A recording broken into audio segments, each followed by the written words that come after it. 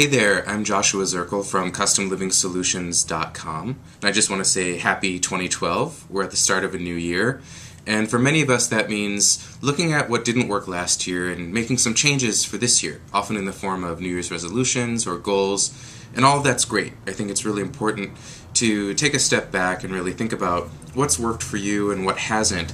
But if you're going to do that, there's a few key things I want you to consider. First, you want to define what your goals really mean for you. For instance, a lot of people talk about boosting their productivity or getting more organized. Those are extremely vague goals. Boosting your productivity in and of itself doesn't really mean anything. So it's important to think about what specifically would boosting your productivity mean for you. Would it mean having an extra half hour of free time a day? Would it mean getting through 20 emails a day instead of 12? What specifically would boosting your productivity do for you? That's where you want to get super clear on what it is that you're trying to accomplish. Because without that clarity, it's really hard to make any progress towards the goals that you're trying to reach.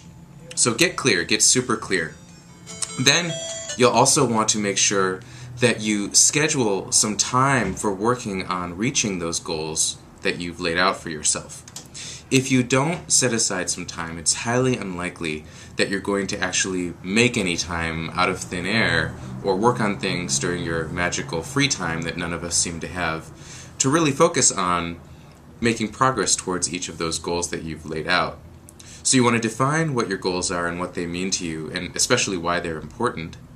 And then you want to schedule some time to work on whatever the individual pieces are that will help you reach those particular goals.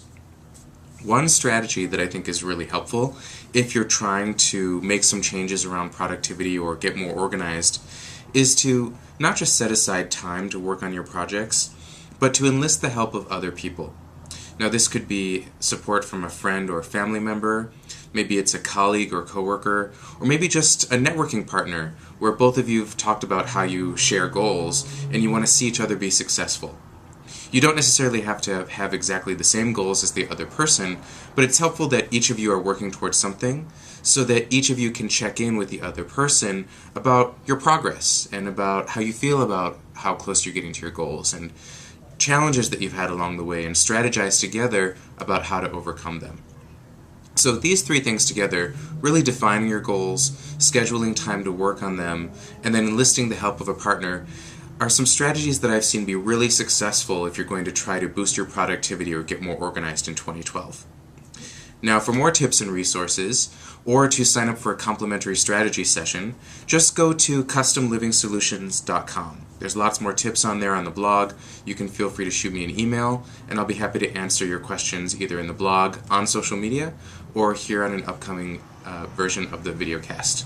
So again, this is Joshua Zirkle from CustomLivingSolutions.com, wishing you a really happy and successful 2012, and I will see you next time. Take care.